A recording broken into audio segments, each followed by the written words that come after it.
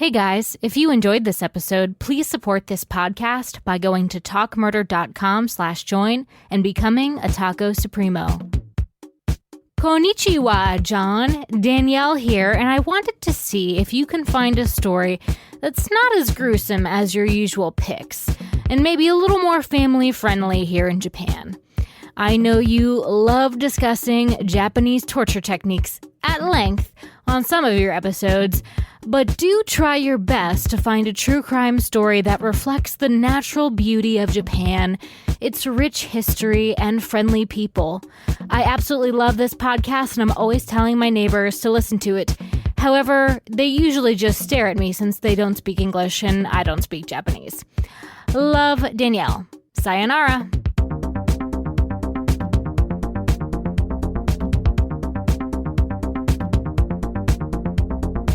All right, so we have a new Taco Supremo and supporter, Sean. Hey, Sean. Hey, Sean. Sean is coming to us from Maine. Ooh. Oh, cool. Cape Cod. Cape Cod is in Massachusetts. Oh, Cape Cod. He's a Cape Cod native. Oh, what part of the Cape, Sean? But he lives in Maine. Very cool. Please send us some lobster. Sean lives in Maine, and he is the Maine. Hey, John, love the show. By far the best out there. Well, that's obvious. Awesome. Thank you. Stitcher puts your listening totals when you open the app. I have almost 2,000 hours. Kind of sad. Oh my gosh, that's not sad. That's awesome. Well, no, Yeah. he said it's kind of sad.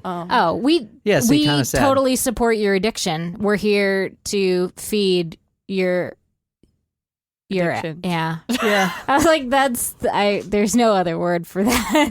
We have some Japanese beer and sake and some snacks in front of us. So I'm assuming it's a Japanese story tonight. Tonight we have a special request from one of our good friends, Taco Supremos, Danielle, over in Japan. Hey, Danny, thanks for the snacks. Yes. Send more avocado chips. Yes, we love the avocado chips. Before we get started, I want to say that Jasmine up in Canada left us a good comment on the blog. Ooh. And as you guys know, the last story we did with Uncle Stuart and the chicken ranch, you know, he was from Canada. True. Originally. And we make fun of Canada. And Yeah. anyway, so Jasmine says, what the actual freaking fuck is wrong with Canadians? Oh. Now, she is Canadian. So, and then she says... It's okay then. She says, OMG, I am so ashamed to be born here. Oh, that's bad. I know that was bad, and I felt really bad. Oh. Jasmine, I want to say Canada only seems bad when you don't compare it side by side with Japan. So... Yeah. There's some pretty gruesome shit that's been happening over there. Yeah, so I want you to think about that as we go through tonight's story. And like every Japanese story, we have our puke bags ready. Yeah, I wish I had a fuller stomach, honestly. I have not done one Japanese story that's like, oh, that was a good story. It's always like, oh my God, and then he rips the skin off his flesh, and Yeah. it's just like, what the fuck? Yeah. What's wrong with these people? Honestly, I mean, there are some things that like really have stuck with me about the torture with that one girl with the light bulb and her Juko hoo-ha. Furita. yeah. Oh my God. But then honestly, the image of the guy from the nuclear disaster. the nuclear plant, is still in my mind. that is go probably look at one of it. the most horrific things I've ever seen. Let's look at it. No. That good. story you'll never hear anyone else do. I'm the only podcast that has covered it. It Brilliant. is the nuclear disaster story, and it's not a murder as someone goes and just randomly kills somebody, but they basically know that he's a goner and try to keep him alive after he's been blasted with 4 times the limit of what a human body can sustain of radiation. Tonight we are going to Japan. I absolutely love doing Japanese stories. I love Japanese food. I think they're my favorite stories to do. That in Australia. Oh, yeah. Oh, yeah, we haven't done an Australia story in a while.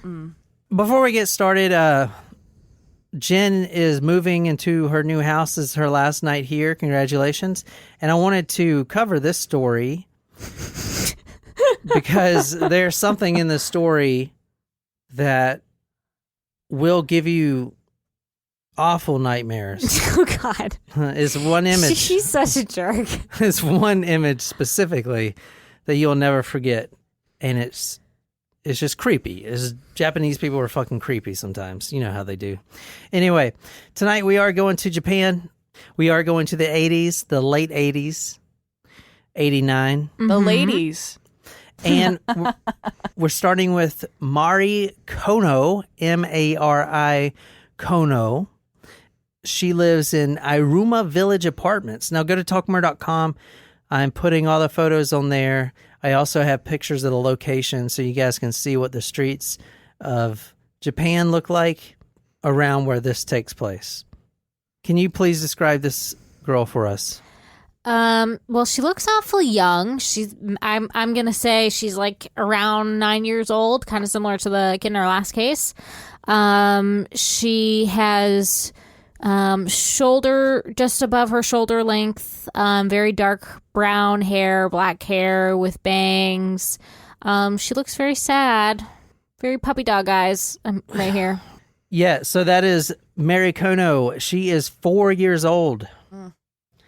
And she leaves her home at the Iruma Village Apartments around 3:30 p.m. on August 22nd, 1989. By herself? Yeah, that's exactly what I was thinking too when I did this story. I was like, why is she walking by herself at 4? I didn't even know how to walk at 4. And she's like leaving the house like, see you later, Mom. Gotta go to work. Yeah, I mean, I was going to say, is she heading to work? She's 4 years old. What the fuck? What is she going to do as a 4-year-old?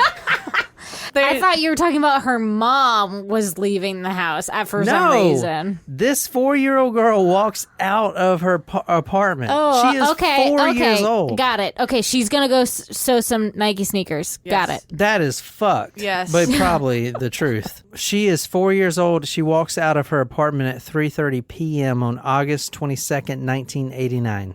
She walks out of her apartment by herself. There's no adult at all. She's 4 years old. There's no one in her apartment. There's no adult present in her apartment. So she's left by herself? Yeah, she left by herself. She's going to play. So she I didn't even know that like 4-year-olds could reach the door handles. Yeah, no kidding. Well, she probably went out the doggy door. Possibly. That's a good point. I mean, maybe. Shit. That's what I was thinking when I did the story. I was like, 4 years old? I was like, is that right? I had to double check it like 7 times. I mean, that would be like my niece doing that. Like, she could walk out the door, but like she wouldn't know where the hell she was going. When do kids learn to walk? When they're like 1. Oh. I mean, they're still in diapers. Yeah. At 4? No. Well, I mean, would some hope not. kids. Good Lord. She's walking along by herself on the side of the street, and a man in a Nissan Langley pulls up beside her, and he says, quote, this is from his own words. Obviously, he got captured. Quote, wouldn't you like to go somewhere where it's cool? Oh, yeah, it was in August, so it was probably hot out. As you'll see, the man isn't really intimidating. He looks creepy. Yeah, but I don't know. I mean, to a kid, what does that look like? You know, Exactly.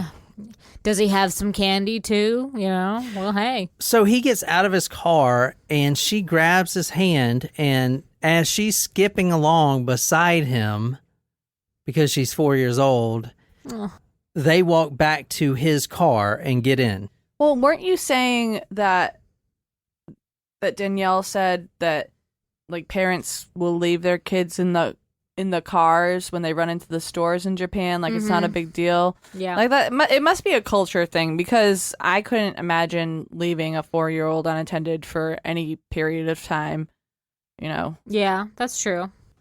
All right, so now they're in this car and they drive towards the Musashino Bridge, and I'm probably going to pronounce everything in this story wrong. I'm just letting you guys know now. I hope you guys don't mind. And this is on National Highway number 16 near Western Tokyo. Where's Danielle at? She is south of Tokyo. Like I think it's like 8 hours away. Oh, shit. It's far, yeah. So the car veers off to the right to... It's a Kukachi. Fuck, I don't know. I'll put the map on talkmurder.com, but shit, I can't pronounce these things. Anyway, it's an isolated dirt road near the Shintama power station. So Mari and this guy, this stranger, they're going down this little hiking trail, but it's completely isolated this time of the year. You know, it's kind of way back out in the forest, not the suicide forest. I was just going to ask that, yeah. Yeah. We should go there. No. Why? Absolutely not. Oh my God. What do you think? There's like some spirits there? Absolutely. I just don't want to go. That is so bullshit. It's the same thing as like the Golden State Bridge. There's a lot of people that kill themselves off the Golden State Bridge. It doesn't mean it's fucking haunted. They're not left hanging. It's just somewhere to kill yourself. It's like somewhere to go to do the deed.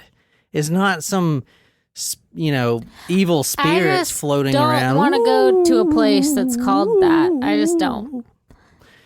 I'm just saying. They're on this isolated dirt road. There is no one around whatsoever. And this is coming out of the killer's own words as he retells the story. He says that she started to sniffle and cry. And then he puts his hands around her neck. Now, she is 4 years old. And he squeezes her neck until the life comes out of her body. That's how he describes it. The life force comes out of the body. And then she obviously goes limp. She's dead. And what's really chilling, if that's not chilling enough, only when she was dead did he undress her and start fondling her. No. This is fun. This is a Japanese story. What do y'all want? Oh, I didn't think we were going there. You want a break? Either. God. I didn't think we were going. Is What else is he going to do with pedophilic necrophilia its own term? Necropedophilia. Yeah. I just made that up. It sounds right. Sounds good. I'm going to need some more of this alcohol. We're literally doing a Japanese story. I warned you guys earlier this week. Remember I said we're going to do a Japanese story, and we're also going to do you did say that. A story that I was going to cover tonight. And I started researching it, and I was like, no, it was the Mutilator. That's the guy. Yeah, his name is the Mutilator. So I started researching it, and just the little information I could find on it, I was like, whoa, this cannot be true. Like, this guy, this is the craziest story I have ever heard. So I was like, fuck it. I got to find like some sort of book or something. And I found a book on one of these weird, rare book sites. And I'm getting it shipped. It should be here soon. But it was like a book, like a rare oddity book that details kind of the like story. That shop you guys went to that time? Yeah, so I guess the guy was really close to the case, but it's such a weird story. It's completely fucking weird. Wow. It's so crazy. I was like, dude, this is nuts. Anyway, so I wanted to do that one, and then this one right here, which... You looking back, I should have saved this for Halloween, as you'll see in a second. But this one? Yeah, this one that we're doing now. Oh, this one, dude. You think that was bad? Holy shit, this gets really bad. Okay. Halloween's on a Saturday this year. Woo! All right, so this was the first murder according to him, and his name is. I'm gonna pronounce it once. I can pronounce his last name. I've did that a few times. I practiced today, but his first name still gets me. Tsutomu Miyazaki. Well, maybe I can't pronounce his last name. Tsutomu Miyazaki. Is it a TS? Miyazaki. Tsutomu Miyazaki.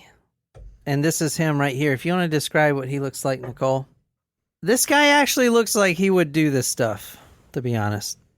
He kind of reminds me of the guy from The Hangover, but a little younger. Oh, yeah. He does look like the guy from The Hangover.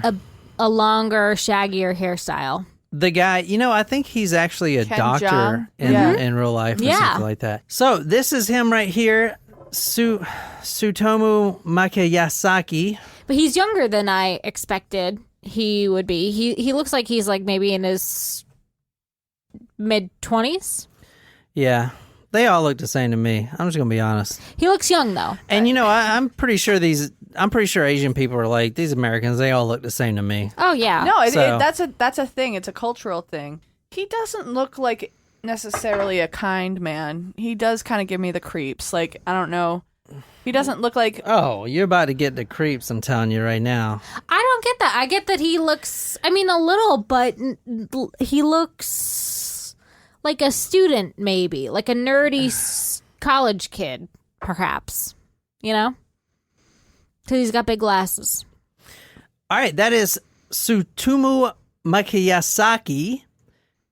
I'm going to call him the Ratman from now on. The Ratman? The Ratman, because as we'll talk about at the end of the episode, the Ratman made him kill. Oh, boy. Like Ninja Turtle Ratman? He's also known as the Otaku Murderer, which means the little girl murderer. Oh. So he has killed 4 small girls between the ages of 4 and 7 Oh, Jesus. in Japan in 1989. All within 1 year. Well, yeah. So, yeah, all within the year. Gotcha. Now, here's kind of how I'm doing this story. We covered his first victim, which we're going to get back to in a little bit. Okay. Remember, her name was Mari, Mari Yep. Kono. I'm going to come back to her. Right now, I'm going to go a little bit into his arrest, and you'll see why, because I want to show you what they found in his apartment. And that's going to kind of build his background, boy. and then we're going to go straight through the other 3 murders. He's killed 4 that we know of, and then we're going to finish with, what happened to him at the end. Okay. So- All right. I'm a little worried about the skeletons in this guy's closet. Oh. Well, we know there's at least 4 of them. Yeah. Police finally figured out that this was the guy that was doing it. And when they searched his apartment after they arrested him, they found 6,000 videotapes of child pornography. Oh, my gosh. The There was- Epsteins. There was also slasher films and hentai Japanese cartoon porn stacked to the ceiling. This is a photo right here. Go to talkmore.com to see this. This is literally insane. I don't understand. I mean, obviously, like, it's a cultural thing, but I don't understand. Oh, my God. Oh my God. Look, yeah, you see that Yes. black and white picture right there? Yeah. He's like a hoarder of it. Do you see how Yeah. many tapes? That's all the evidence they collected. Is that so? That is 6,000 tapes of child porn. So, I have a question. Those Paul. 6,000 tapes, were these child pornographies that he produced? Were any No. victims, or it was just stuff It that was- he has collected? It was stuff that he collected. Now, I went pretty deep into Japanese porn. Wait. Oh my God. Your Okay. browser history. Like, we are absolutely, this IP address is on FBI's list for sure. Oh, fuck yeah. Oh, man. All right. So this guy's got a stash of kitty porn. That is like a scene from Hoarders. Literally, except the porn version. That is like literally a scene from Jen's room. Ah, that's funny. I knew somebody needed to make that joke. Like, there's 2 rooms full of this shit. Like, the other one looked like a warehouse. Yeah, Oh my that was God. that's a good That's excessive. comparison to a warehouse. All right. I thought you were going to say to your bedroom. No, okay, I am not a hoarder. Let's just make that clear. That's what all hoarders say. I'm not a hoarder. Ratman was... Ratman. I'm also picturing he has a rat tail. Me too. Oh my gosh. Yes, I am too. Well, all right. So in this huge stack of child porn, there's also hentai. Oh, wait. What else? I was talking about Japanese porn and I got... Oh yeah, mixed up. you were Anyway. you went way deep into that. Got it. So Japanese porn... What's the difference between Japanese porn and regular porn? the Japanese obscenity laws prohibit as pornography. This is crazy because they say that they cannot show genitalia in Japanese porn. What? And if you go look up Japanese porn, you'll see what I'm talking about. So if you're like, I mean, obviously not driving, but maybe you're the passenger or maybe you're at work or something, just type in Japanese porn and you'll see it's like all blurred out. Oh. Like their sex organs are blurred out. Even today? Even today, yeah. Wow. This is a thing. So wow. it's not so much like, you know, an R-rated movie with a sex scene, but there's like actually that stuff is there, but it's blurred out. Yeah, they're having sex. But it's not simulated like an R-rated movie. The organs are blurred out. And I was researching it because that's what I do. And the laws actually only blur out the pubic hair, which is weird. But, you know, obviously that... Has that changed with the times? No, because a lot of people don't have pubic hair maybe nowadays. it was at first, but now...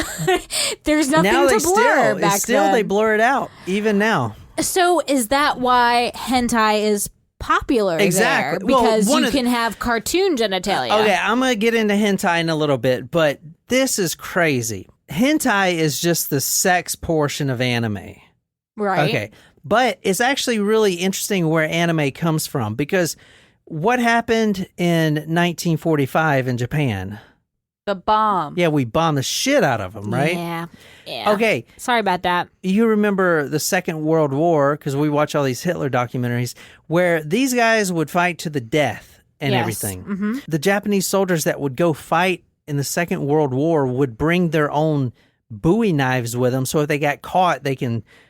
you know, stab it into their stomach and kill themselves and die for honor. So how the fuck do we go from that in 1940s to just 20 years later in 1960s when anime started and it's cartoons. And now anime is one of the largest industries in the Asian culture. It's huge. It far surpasses anything else. And it reminds me a lot of, you know, people like the superheroes over here. It's the same shit. Mm-hmm. But anyway, how do we go from a samurai, you know, you can never take me alive, I'll die with honor, to watching fucking cartoons like Sailor Moon and all this shit? It's if you think about it, it's completely different. What happened is just like in our culture with the Vietnam era and generations coming up and they... you know, they want to do things differently and they may be pacifist or whatever. They went against the grain of the Japanese culture, which, you know, there's like hardly no freedom over there. So the kids that are going against the grain, that's like a bad thing for them. And they started reading children's comic books that were made for children because they refused to read the literature of Japan. So instead of reading To Kill a Mockingbird, they would purposely read kid shit, whatever your kid watches, Blippi. They'd read that shit, but they only read it because they were trying to be different. They were trying to go against the grain. They did that on purpose. The kids did that shit on purpose. And that's where anime comes from. Interesting. It comes from the rebellion of, instead of reading To Kill a Mockingbird, they're reading Peppa Pig or whatever. Peppa Pig. You know, stuff like that. They're doing that on purpose. Obviously, that's not in their grade level, but they're doing that to rebel. They're purposely reading children's books in Japan to rebel against their elders. That's a very interesting Isn't way that to crazy? rebel. If you think about it, it is. Because now, that's where the anime culture comes from. It comes from that rebellion, which is so fucking weird to me because if you go back into the Second World War, these dudes were fucking samurais, you know? Yeah. They were... kamikazes. We had to bomb them twice for them to say, okay, We done. I don't think the term surrender is a term or was a term in the Japanese language. Like, that was not a thing. Right, Surrender, right. They didn't know that. It was, if I get To the captured, I'm going death. to fucking kill myself. They actually have a word for that. There's a specific word for stabbing yourself in the stomach and then, like, pushing it up into your heart. So we went from that to, how do I get talking about this shit? We're talking about His why collection of anime porn. was popular. Yeah, so anyway, the Ratman was prematurely born to Katsumi and Riko Miyazaki, and he was born in Tokyo on August 21st, 1962. He only weighed 4.8 pounds. Oh, wow. Is that... Oh, That's very, tiny. very small. That's tiny. Dangerously tiny. Yeah, was he born early? Yeah, he was born prematurely, and he was 4.8 pounds. Yikes. That's like half the size of a normal baby. Yeah. Now we're getting to the picture that I wanted to show you guys. Okay. So, Jen, I'm going to be nice before showing you the picture. And what I want you to do is not look at the screen. And I'm going to prepare you for it. Okay. And Nicole's going to see it. So from her reaction, it'll, warm you up to looking at it. You don't have to look at it if you want. Well, no, you do. You have to look at it. But at least now you can prepare yourself and your mind for what you're about to see. Oh, well, shit. The Ratman suffered from a rare birth defect, which caused his joints to be fused together. Now, I want you to go back in your mind before you see the picture. Just listen. The Ratman is the killer, yeah, right? the killer. Right. The Okay. Ratman, the killer.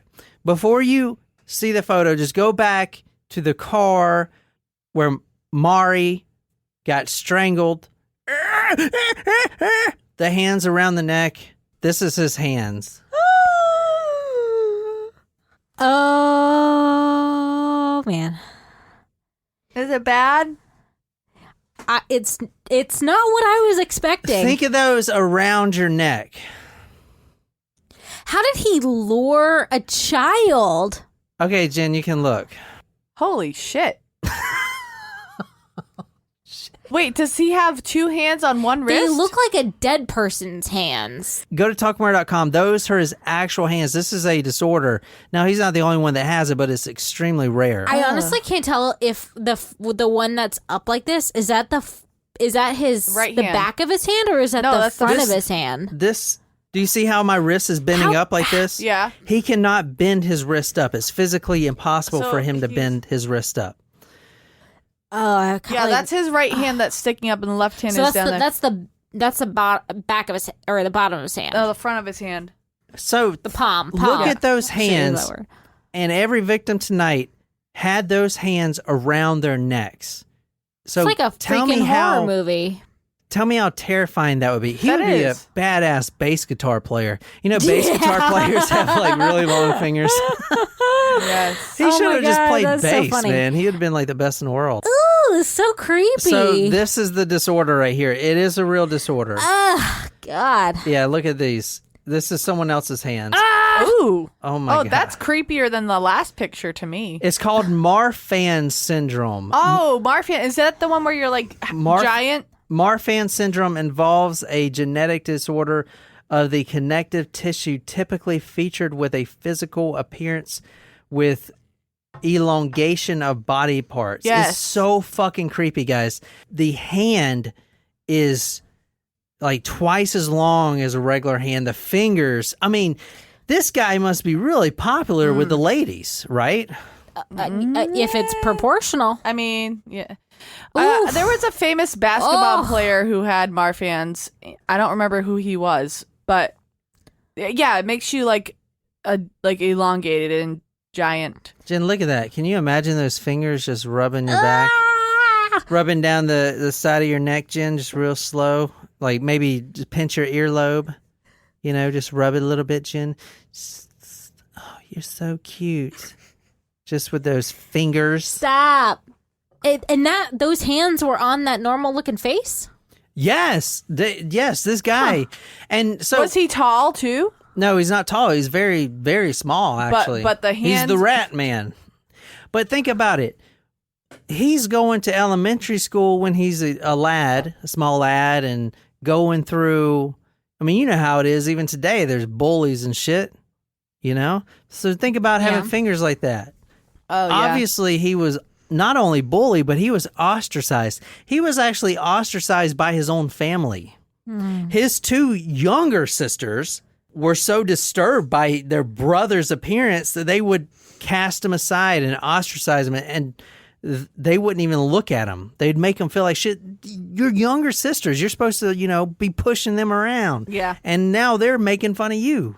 You know what would be badass about having hands like this? What? When you flip someone off, it's like the super finger. Yeah, they'd be like, well put, sir. Well taken. Yes, I will go fuck off. I cannot argue with that. Wow. I see your point. It's and like, boom. Fuck you. It's like a foot long middle finger. Yeah. Oh my Like, God. whoa, you like fall back because like there's wind. Like gust force winds come from when you flip someone. Not only did he have these beautiful fingers, if you want to read this, Nicole, this is what a former classmate said about him. Oh God. Sorry. His penis is no thicker than a pencil and no longer than a toothpick. Micro penis. Oh my God. Not only that. Now I'm just picturing one of his fingers as his penis. Oh my and I'm like, gosh, so his pinky actually his finger. pinky. Ew. Even that might be too big. Oh my gosh. Did you know that they have contests for like micro penis men with micro penises? I would hate to judge that contest. And I don't remember what radio show it was. I was in college one time. It was probably Howard Stern. I think it was Howard Stern. Yeah, he does that stuff all the time. Yeah, like Does he judge? Yeah, you never watched the Howard Stern show? No. I mean, I wouldn't want to judge any penis contest, to be honest with you, let alone a micro penis contest. Not only did he have this penis that is thinner than a toothpick, thicker than that is no thicker than a pencil. Well, what kind of pencil? Is it a number 2 pencil? I mean, that matters. They do have thick pencils. Yeah, that's what I'm saying. Even still, that is not thick enough.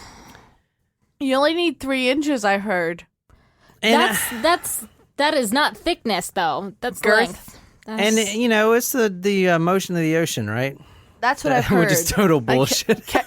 Cannot confirm. That's what guys with small penises always say. That's true. That's true. No thicker than a pencil and no longer than a toothpick. Now, not only that, but doctors, when they after they arrested him and they did all their tests, they found that he had an abnormal hypersex drive. So not only does he have a micro penis and fingers that look like Dracula. He does. That's exactly what I thought. He's also called the vampire killer. I should have probably mentioned that. Oh. But anyway, not only does he have that and a micro penis, he's got a hyper sex drive. That's like God saying, check this shit out. His father owned a newspaper, which is why you'll see that this guy gets into photography. But anyway, his father didn't care about him. His mother didn't care about him. The only person that cared about him was the grandpa. Oh. All right.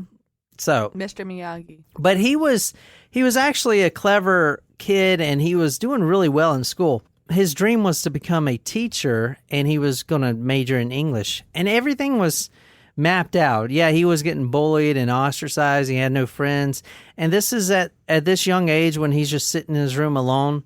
That's when he started getting into the anime stuff. And the reason he did that was to just kind of get away from it all. It's like reading a fiction book, Mm-hmm. All right, so the plan was for Ratman to go to university to become a English teacher, but unfortunately he let his grades slip the final 2 years, and he ended up ranking 40th out of 56 in this class. That ain't good. And he blamed his handicap for these failures. Was it because maybe he couldn't write out the letters? He just lost himself in comic books and stopped studying. I was doing a little research on the schools over there. So think about whatever high school you go to here in the States. That high school is affiliated with a certain university. So the students will graduate high school and all the students will go to that same university. I guess that's how they do it in Japan.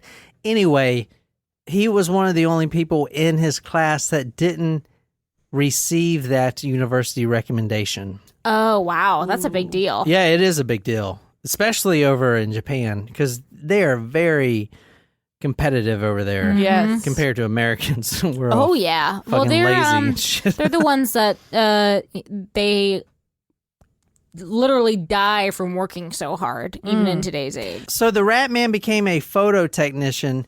Now, remember his father owned a newspaper at the time called the Akikawa Shimbum.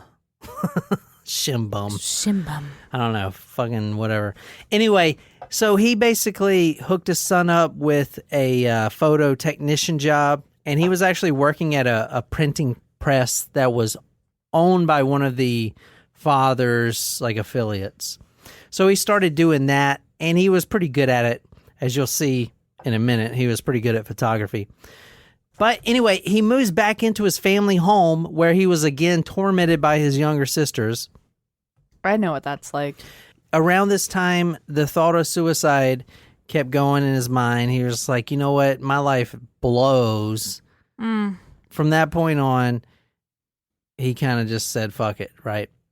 I'm like, you're making me feel bad for this kid. He says, Yeah. I tried to talk to my parents about my problems. They just brushed me off. I've even thought a lot about suicide. Now, being ostracized from his peers, both male and female, he had to find that human connection, that let's get it on connection, Oh, you know? okay. Oh, Yeah. like a physical connection. And you can't get on Tinder. They don't have not that. in the 80s. Yeah, or at least not have your profile showing your big old fingers. Or maybe showing your big old fingers. I don't know. The girls nowadays. So he had to find other ways to do that. So what he would do is go down to the local tennis courts, and he'd practice voyeurism, which is, let's say you spike the ball with your tennis racket. Boom. You know, you're coming down, boom, and then you jump up and your skirt comes up a little bit, and it shows your, like, you know, your panties, even though they got, like, poopy stains on them. Babe. Oh my Okay, god. maybe not. Well, You now the jump up- tennis skirts have shorts built into them, probably. But- You jump up and your panties, you know, show, and that's where he films. He zooms in on your panties, and hopefully Oh. there's not any poopy stains on them. But he'll film that, and then he'll go home and somehow masturbate. We haven't figured out how yet. Yeah. Okay. Well, glad I put that into your heads. Maybe like a fleshlight or something. But like it'd be too big. Flashlights didn't exist They in the probably make 80s. micro penis I fleshlights. don't know. If That's not, like the they're micro missing out. micro penis. They're missing a market right there. But I don't think They that could was. sell them for the same price and it'd use less material. It could be. Well, no, I think it would have to be more material because it's such a. You need more. It's filling. smaller. It's like a mini fleshlight. Around this time, he became obsessed with pornography. But as I said earlier, these Japanese people, man, they cut out all the good shit. Yeah, You that's know? it's You so can't see any interesting. booty hole over there. You can't see any boots at all. Yeah. They blur it out. Well. They blur out the boots and Well. everything. It's like, what the fuck? He got tired of those adult niches with the blurring out, and he started going to kiddie porn, hence the 6,000 videotapes in his home. Jeez. He actually told a reporter after he got caught that they, quote, they black out the most important part. If you want to read this, Nicole, this is a quote by him. This is also what he said about his victims. I felt alone, and whenever I saw a little girl playing on her own, it was almost like seeing myself. That's creepy. Like many serial killers out there, there's always like a trigger, or not always, but sometimes there's like a trigger to make him kill.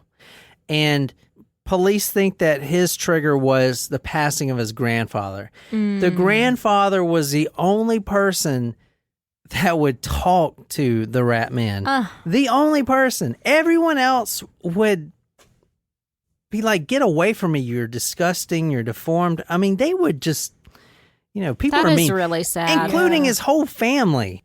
All right, so the passing of his grandfather was actually really sudden. He didn't see it coming. May 1989, his grandpa passes. The grandpa situation reminds me a lot of, now I can't remember what show it was, but we were watching some Discovery show or whatever. Anyway, it had these monkeys, this tribe of monkeys, And there was one kind of frail monkey that was like the child. Everyone else in the monkey club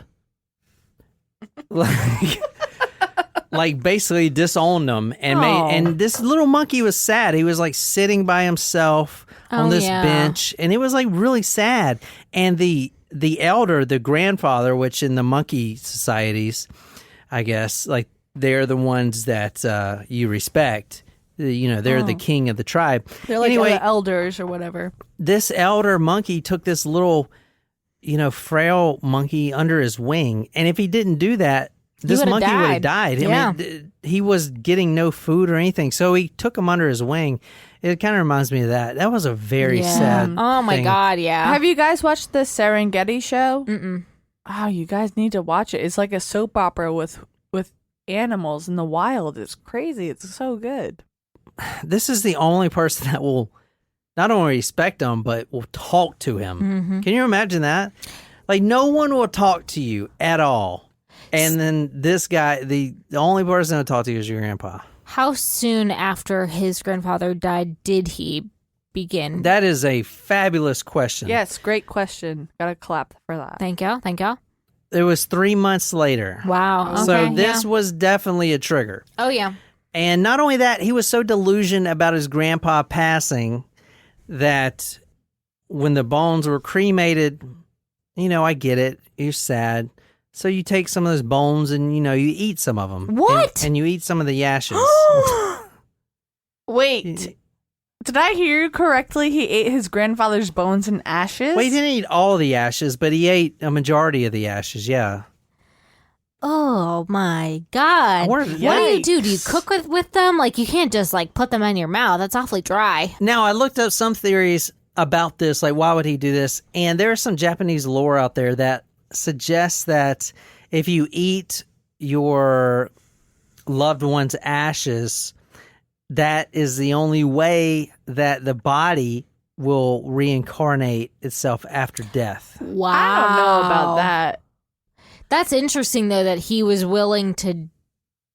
He did it. He loved his grandfather that much. That also made me think of nowadays, which I think is very smart. I'm going to do this with our two dogs, but when they die, you can get them cremated, and then they'll mix the ashes up in the tattoo ink, and you can get a tattoo. That's cool. Yeah, of their ashes. That's cool. I'm definitely going to do that.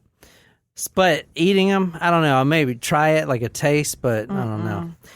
Anyway, now after the grandfather dies, like Nicole asked, 3 months later, boom, starts killing. Mari Kono, the one we talked about at first, she was the first victim. And we really think this is the first victim because of how it went down. But several days after she disappears, the mother, already in anguish and heartbreak because her daughter, which why the fuck did you let your 4-year-old daughter walk around by herself? Anyway, she gets a letter. This is several days after the daughter goes missing. So police actually automatically treated her as a homicide, even though there was no body or anything.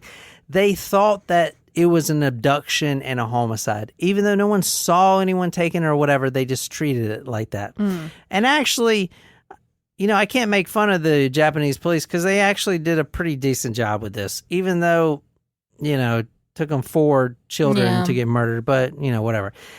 Anyway, the mother, she's already in anguish and depression. She gets a note from Ratman that was taunting her. No. Yeah. So these are the letters right here that you're looking at. Did you already go over this? How did he get the name Ratman? Was it a self-given name, or was that his moniker? Yeah, okay. It's a moniker, but that's going to be at the last thing. Okay. I'm just calling him that because it's easier than me pronouncing his name. No, that's okay. I just think of Rat Tail. That's all I think of. Yeah. The police printed up 50,000 missing posters for Mari. They passed them out to local residents and shops. They even drove around every neighborhood in this little prefecture. That's what they call these Japanese towns over there, prefectures. And with like a loudspeaker, And they would say, keep your kids close. There's a murderer about. But they, would say it in Japanese. Mm-hmm. But anyway, they did that because they were so worried that there was a murderer, which is correct. Anyway, the family started getting letters that were taunting them, and also random phone calls where he would just remain silent on the phone and he would breathe. Oh my God. That's creepy. And then he would hang up. That's some, yeah, that is definitely some Halloween creepy shit. PSA, if you ever want to creep me out, that's how to do it. All right, so this is what one of the letters that Ratman sent to the family read. Before I knew it, the child's corpse had gone rigid. Ooh. I wanted to cross her hands over her breast, but they wouldn't budge. Pretty soon, the body gets red spots all over it. Big red spots, like the Hinomanu flag, or like you'd cover her whole body with red Hanko seals. After a while, the body is covered with stretch marks. It was so rigid before, but now it feels like it's full of water. And it smells. How it smells. Like nothing you've ever smelled in this whole wide world. I've heard about the smell of death, and I really, really, really don't ever want to experience it because I heard it's like the worst thing you can ever smell. Another note came in that said, quote, the devils are about. It's kind of weird. That and is weird. A lot of the notes that he sent, he would do what you see in movies, like cut out magazine letters and then like form words. Masami Yoshizawa is a second victim. Go to talkmurder.com to see her photo. On the afternoon of October 3rd, 1988, 7-year-old Masami Yoshizawa, she's walking home from first grade class. Lo and behold, there is the Nissan that the Ratman is driving. He pulls up and he ruses her in, and it's usually, hey, I have a camera. Would you're so beautiful. Can I just take a few snapshots? Like, that's how he would ruse them in. And usually they would go with him. Wow. So Masami gets into the car. She gets in the back seat. They're driving along. And then eventually they stop in a secluded area close to where Mari's bones were being baked in the sun. And like the other girl, he starts strangling her to death. And then only when the life is gone from her body does he strip the corpse now. And then this time he raped the corpse. He had sex with the corpse. I wonder if he is selecting little girls, one, because they are easy. It's probably the only situation which he has the power, to get someone. Well, right? he got obsessed with child porn, remember? No, I know, but I'm saying, like, the psychology behind why is he picking up little girls? Like, he can't. A grown woman doesn't want him, so this is the only way he can lure someone. And I'm almost wondering if the fact that he's having sex with them after they're dead is still because he feels guilty, undesirable to maybe, anyone alive, and he's like so shameful. I mean, it's necrophilia and it's rape, and it's of a child nonetheless. But I wonder if it's psychologically tied to him feeling unworthy. Maybe that's a good. That is a very, very good point. But I don't know. I just can't imagine those freaking fingers around my neck, dude. Ugh. Anyway, he killed her less than 100 meters away from where Mari. Now, she's bones by now and, out in the sun on this little trail. So. God. Now, he actually rushed off from this rape because the body, even though this was after she died, started convulsing. Almost like a chicken with its head cut off type of thing, which I guess happens. I mean, you still have nerves and stuff at the body, and there's still electrical signals. So the body just started twitching, I guess, and then he got fucking creeped out, and he just booked it. Wow. All right, the next victim, Erica Namba. Go to talkmurder.com to see her profile picture. She was lured into the same Nissan, forced to undress. Now, this is actually before death. So basically the same thing. Hey, I want to take some pictures of you. I'm a photographer. I mean, he doesn't really look like, I mean, he looks creepy to us, but for a child, he doesn't, you know. His hands. Looks normal. Well, Well, his hands, but a kid, a child wouldn't notice that. But Like yeah, an they adult, may not know. An Yeah. adult probably would, but a child, I don't think would. well, Ratman from a young age learned how to hide his hands. And a lot of people that met him didn't even know he had those deformed hands. What did he do? Stick his hands in his Well, pockets? yeah, he just kind of like, you know, just hid them from people, you know? Yeah. It's like, I could see that. yeah. So Always wear long sleeves. I guess it's the kind of an equivalent maybe- to like women wearing Spanx nowadays. Like for me, like I gotta wear Spanx if I'm putting a dress Or on. I think what it's the fuck's a it's- Spanx? It sucks you in. Yeah, What? sucks you in. But Sucks you in? It's something like Like a black hole? The fuck? Sure, if you want to call it the black hole of fashion, you can. Well, what the fuck is that? I never heard of it. Spanx. Spanx. They're like okay, It's so it's compression wear. Yes. So it tightens. it like slims you down a little bit. It's like think leggings but on steroids and they go up to your it's waist. like it helps you get rid of the rolls that you don't want, but they don't because then sometimes it rolls down and it's uncomfortable. But you know what? You gotta do what you gotta do. Erica Namba was the next victim to die.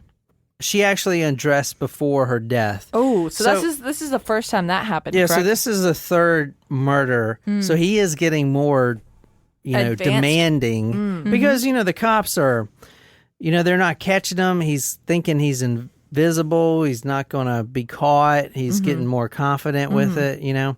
He takes several photographs of her in the back seat. Now, she's posing naked. At this time, he's probably threatening her. You know, pose like this or I'll kill you or something like this. He takes several photos of her in the back seat. And by 7 p.m. that night, she was dead in the back seat, hands across the neck like usual. Her body was wrapped in a bed sheet, and then he sticks the corpse in the trunk of his car. But however, he's a really shitty driver, you know, because he's Asian. Oh my god, I should not be laughing. I should not be laughing at that. So his car becomes stuck in the gutter. Ooh. And he gets all freaked out because he can't move his car out. So he grabs the body and he books it to the woods. I guess there's like woods everywhere in Japan. Like it's fucking crazy. It's like everywhere you look, there's woods. Anyway, her body was found in this exact pile of rubbish right here. This is actually the evidence photo. Question: did he sexually violate this victim as well after Yeah. death? Oh, yeah. Okay. After death. So he crosses Yeah. their arms after each one as if to lay them to rest, which is weird. It's interesting. He's like almost respectful of them. Yes. Like, I just violated After he you, does such but terrible things. Yeah. You died, so let's put you in a respectable position. Except Maybe that I'm going to he's- dump your body. Maybe that is him showing remorse or like him kind of being apologetic to the victim. Yeah, I can see that. So he dumps the body in the woods. He comes back to his car, and there's two good Samaritans there standing by the car. When he gets back from When he dumping gets the body. back, they were going to help him pull the car out, and they actually called the police and said, "Hey, this is really weird, this dude," because they helped them pull the car out, and then he didn't say thank you or anything. He just kind of jumped in his car and just, What? fucking booked it. The body of Erica was actually found several days later. She was 50 kilometers away from her home, which is about an hour and a half drive. Her hands and feet were bound with nylon cord. Ooh. And her mother, Shinichi Namba, receives a postcard in the mail, and it's all cut out letters, just like serial killers would send. And it says, quote,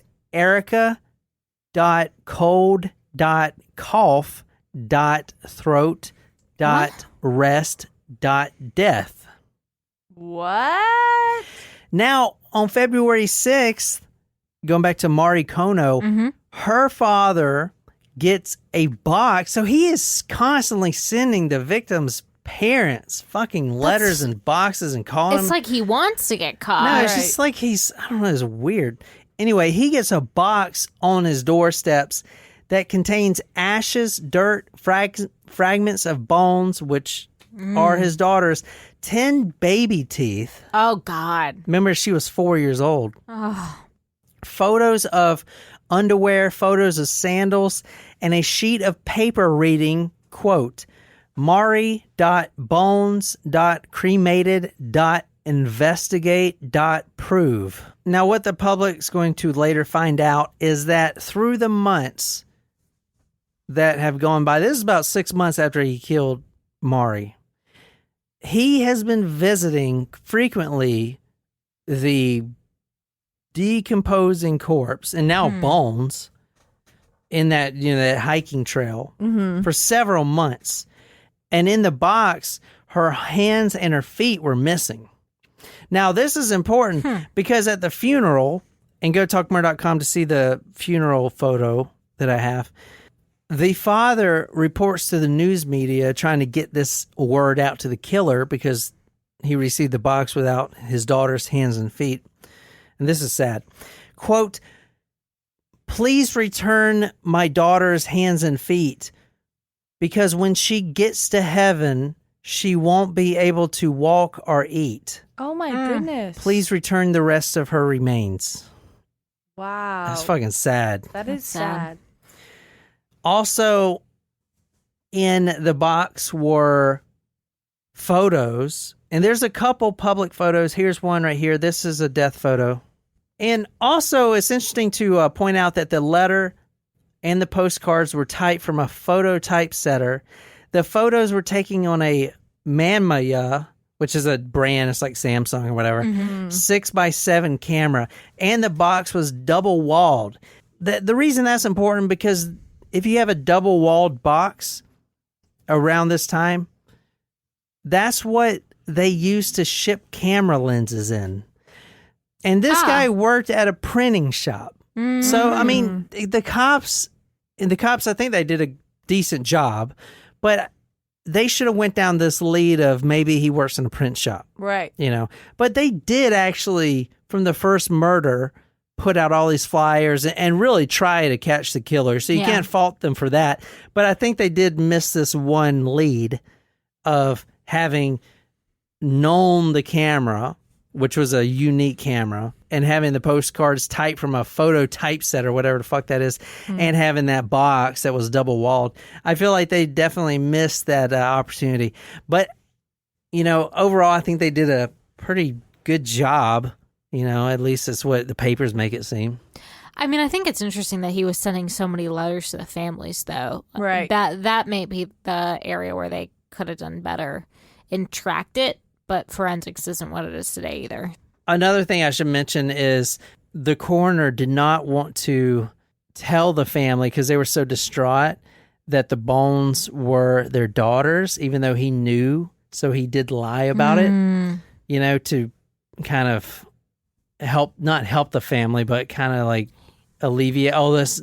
He said they were animal bones, but that actually came out in the paper. And on February 11th, a letter entitled, quote, crime confession was sent to Mari's mother. And it said, quote, I put the cardboard box with Mari's remains in it in front of her home. I did everything from the start of the Mari incident to the finish. I saw the police press conference where they said the remains were not Mari's. On camera, her mother said the report gave her new hope that Mari might still be alive. I knew then that I had to write this confession so Mari's mother would not continue to hope in vain. I say again, the remains are Mari's.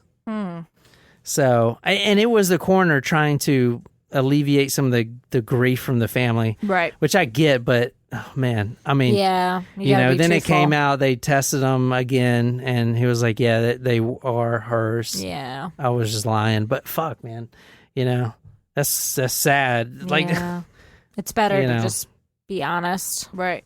The final victim on June 6th, the Ratman leaves for the tennis courts like usual, but they were all closed. Now, this is June, so it's been months since he's killed somebody, and he's getting antsy. Antsy. The child porn is not doing it anymore. He leaves for the tennis courts, but all the tennis courts are closed. But he did find an opportunity. A 5-year-old girl Ayako Nomoto was playing alone. He pulls out his camera and he approaches the child and he's like, you're beautiful. And there's no parents around. It's fucking crazy. Anyway, this pervert approaches this 5-year-old and is like, you're beautiful. Can I take some photos of you? Some glamour shots? And she's like, yeah. And so he starts snapping the photos. And he's like, oh, you know what would be great? If I take some like candid photos of you like bouncing on the back seat of my car, kind of like having fun, bouncing like trampoline. So they go back to the car and she's like holding his hand, skipping along. Now this is what he said. This is his whole confession. The young girl then notices finally that the deformity on his hands, his fingers look like fucking vampire fingers. She kind of recoils in horror, which angers him enough to put his hands around her neck. And then he later tells reporters that, quote, she kicked and kicked but went limp in 4 or 5 minutes. Oh. Then he ties her hands, her feet, puts her in the trunk of his car. He stops by a nearby town of Kuniji and he rents a photography camera. And then he carries the girl into his 2-room bungalow. He strips the corpse, wipes her body with a towel. And let me show you the photo of her before I go any further. This is the photo of her on the bed. Oh, gosh. He strips the corpse, wipes off her body with a towel. He spreads her legs, and using really strong masking tape or duct tape or some sort of strong binding tape, he tapes open Ayako's vagina. He like tapes it to her legs, so it's just completely open. The lips or whatever. Yep. And then he takes photos with the zoom lens going like inside of her, and he starts to masturbate on the victim's corpse. Now, oh God, this is in his apartment. This is the first girl he's brought back to his apartment. This goes on for 2 days. He is defiling the corpse with this camera. He's taking pictures inside of her and stuff like that. So 2 days after the murder, the corpse, the smell becomes unbearable. So he's like, fuck, I got to get rid of this thing. Now, this is in an apartment, his 2-bedroom apartment. He begins dismembering the body. He actually starts with Ayako's head. And, of course, he removes the hands and feet. He does this to avoid her being identified. Now, keep in mind, this is 2 days later after she died. He cuts off her head, cuts off her hands, cuts off her feet. Then this is from him, this is his own words. He, quote, taste some of the flesh. Oh, no. Like after 2 days. Oh, boy. Oh, no. You do not eat meat that's been sitting on the table for 2 days. Yeah, no. That shit'll kill you. Yeah, like mad cow disease. And this is where he gets kind of the name the vampire killer, is because I don't know why he chose the hands, but the hands that were cut off. Uh-huh. He like lifts them up above his mouth and the blood. No. The blood like runs into his mouth. Did he eat them like chicken wings? Like, I mean, he didn't. I don't think he ate a lot of it. I think he just tasted it. Oh no! Kind of like Dahmer. He just wanted a little taste. No. Tastes like chicken. I hope I don't. But it would be like old chicken that's been sitting on the counter full of E. coli and salmonella. Like that can't be good. Yeah. After he ate some of the flesh, he takes the torso and puts the torso in a public toilet, like a porta-john. Oh, like Dennis Nielsen. He puts the torso in a porta-john, public toilet, located by a nearby cemetery. Oh, gosh. And then he tosses the skull, the only part that was still in his apartment, he tosses it down a ravine next to his home. Okay, now this is the 4th murder. So he's getting bad. Well, yeah. Luckily, once he didn't. Getting bad. One person, I'd say you're pretty bad. But like, if you get to 4, it's but like, now he's and he's only killed 4, so so you can relax. But on Sunday, July 23rd, 1989, there were 2 sisters playing in the Hajiachu park, which is near a river. This is the actual spot that they were playing in. You see it's kind of wooded, so he was driving down here. It's pretty. Yeah, it's really pretty. It looks like the suicide forest. Every forest in Japan looks like the suicide. I mean, honestly, the only reason that I wouldn't go over there is because I don't want to find anyone hanging from a tree. So this is July 23rd, 1989. The two sisters were playing. He goes up to one of them and is like, just stay here, which is like fucking creepy. He's like, don't you move. I'm going to go talk to your sister. He leads the sister down to a river. Now, luckily, the other sister didn't take his advice, or I don't know how, like, I don't know the situation. He never really, or at least not in English, I could find where he explained the whole thing. Mm-hmm. But one sister was on the road here, the picture you just saw. Mm-hmm. The other sister was led down to a local creek. And the sister that was standing on the road, she runs home. She gets her father. The father returns, goes down to the creek, sees her daughter, still alive, naked. Oh. Right, these are like 5-year-olds. Her legs are spread completely open, and Ratman has the camera zoomed in, the photo zoom or whatever, inside of her vagina. Obviously, the father starts beating the shit out of this dude, but he gets away. He actually escapes. Oh, wow. But he doesn't take his car. He just books it through the woods, through the suicide forest, right? And he leaves his car. Anyway, a few hours later, he comes back to get his car, and guess who's there? Like a bunch of fucking cops, right? Good. So, they obviously apprehend him. Did the police find in his things these photos that he took of these girls? Oh, yeah. Oh, yeah. There were thousands of photos. Obviously, they didn't release them because there were 7-year-old, 4-year-old girls or whatever. I mean, it's pretty bad. They released a couple, that death photo that I showed you earlier, but nothing like and the that child was taken porn. by him. I mean, he was making his own child porn, dead corpse child porn. Ew. So what do you think happened to this guy? And this isn't Canada, so it's not 25 to life. Canada. I can't remember if Japan has the death penalty.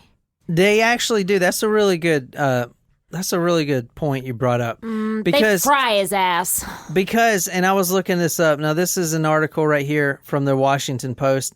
It says, Japan hangs 3 killers as pace of executions rise. So if you read this article, it talks about how initially, or for years, the custom in Japan is doing the executions anonymously. Right? So they won't tell the public like we do. Like we know, like you can go in America, get online and see who's about to go up to the chamber next. Like it's all public knowledge. Like you can. You can see that. Like they make that public, the death, execution. Okay, my date is this. That's all public knowledge. Yes. In Japan, it's not. It's classified or whatever, and it's anonymous. So after this happened, I don't know if it's because of this, but this Washington Post article was talking about they've kind of gotten away with that. This article says they put 3 people to death, including this guy, this cannibal killer. This article right here says the headline is Japan executes cannibal killer. And he was actually executed on June 17th, 2008. Wow. So, yeah, about 12 years ago? Wow. Holy shit, it's amazing that it was 12 years how ago. long it takes people to die on death row. Yeah. Man. Now, the Ratman actually blamed everything on the... on his hands? On the rats. The rats. What? No, so there is this comic book that he would read. It has a character of the Ratman, and he said the Ratman made him do it. And I'm going to show you a picture of that right now. This is the Ratman that was telling him to kill people. Kind of like the Son of Sam, right? The dog was telling him to kill people. So this is what he was saying. This is a drawing from him, the Ratman. So that's how he got his name, the Ratman. There is some light to this story, not much, but something's better than nothing, right? Yeah, kind of in this story. We'll take whatever we can get. Yep. On September 6th, the bones of Mary Kono's hands and feet were discovered. Oh my gosh. Yeah, and he actually didn't lead detectives to the bodies or anything. They were discovered by a passerby, which means they were returned to the father, even though the hands were gnawed on. Wow. Not by an animal, by him. Oh. Because remember, he kept visiting the bones over and over. And he would gnaw on the fucking hand bones. Anyway, they were still there, and they were returned to the father. So now his daughter can walk and eat in heaven. Oh. So I know that didn't provide you any. No, that was solace, nice. That was nice. I'm glad he has all the remains. Yeah, for sure. But or whatever's left of her. This guy, I don't know, man. It's fucking sad. He also said that he was also killing cats at the time.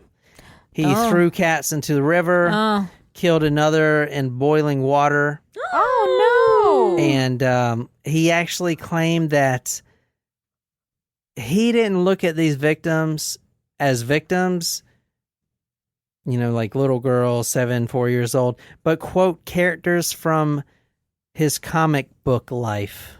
So he was quite delusional. Anyway, there was a whole thing whether or not he was insane or not, and there was a lot of back and forth between the defense and prosecution whether or not he was sane or not.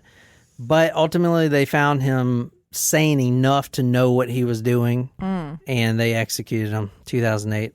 So that is the Ratman. Wow. Fucking crazy story.